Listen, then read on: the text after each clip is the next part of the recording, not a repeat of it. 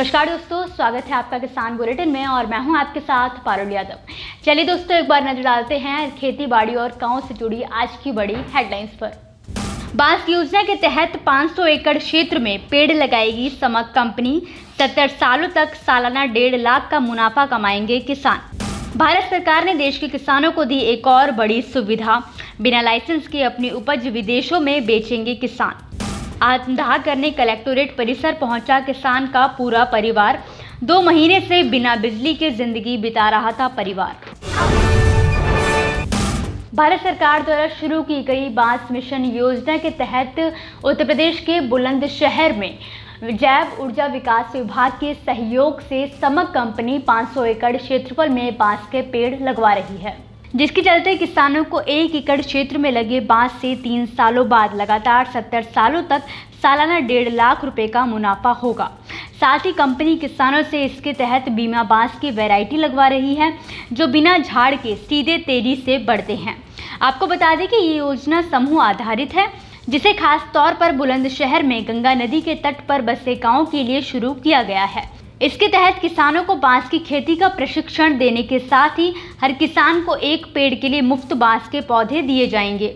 इसके अलावा इनकी देखभाल के लिए भी किसानों को राशि दी जाएगी।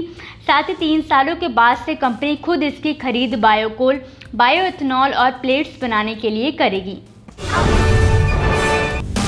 इस लॉकडाउन के दौरान केंद्र और राज्य सरकारें दोनों ने ही किसानों को कई तरह की अपने अपने स्तर पर छूट दी है, तो वहीं इस कड़ी में अब केंद्र सरकार किसानों के लिए एक और सुविधा लेकर आई है, जिसके तहत अब किसान बिना किसी लाइसेंस या परमिट के अपनी उपज को विदेशों में भी बेच सकेंगे। इतना ही नहीं, देश के कई किसानों ने तो इस सुविधा का लाभ लेना भी शुरू कर दिया है। आपको बता दें कि ये सुविधा किसानों को IT मंत्रालय के कॉमन सर्विस सेंटर के जरिए दी जा रही है। इसके लिए किसानों को सबसे पहले कॉमन सर्विस सेंटर के ई-मार्ट पोर्टल पर अपना रजिस्ट्रेशन कराना होगा, जिसमें किसान अपनी उपज और खुद से जुड़ी कुछ जरूरी जानकारी देनी होगी। इसके बाद ई-मार्ट प्लेटफॉर्म पर मौजूद निर्यातक और ट्रेडर्स किसान की उपज की बोली लगाते हैं और इसी के साथ ट्रेडर्स को किसान के अकाउंट में आधा पैसा जमा कराना होता है, जिसके बाद कारोबारी की तरफ से उत्पाद के वेरिफिकेशन के लिए अपने किसी कर्मचारी को भेजा जाता है। उत्पाद को ले जाने के साथ ही ट्रेडर्स CST पर दिए अकाउंट में पूरा पैसा जमा कर देते हैं।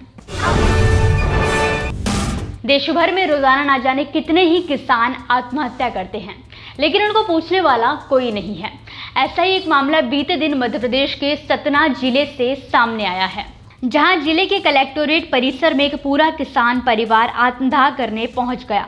दरअसल अमरपाटन तहसील के तेउधरा गांव में रहने वाले किसान नागेंद्र प्रताप सिंह के परिवार को पिछले 2 महीने से बिजली नहीं मिल रही है।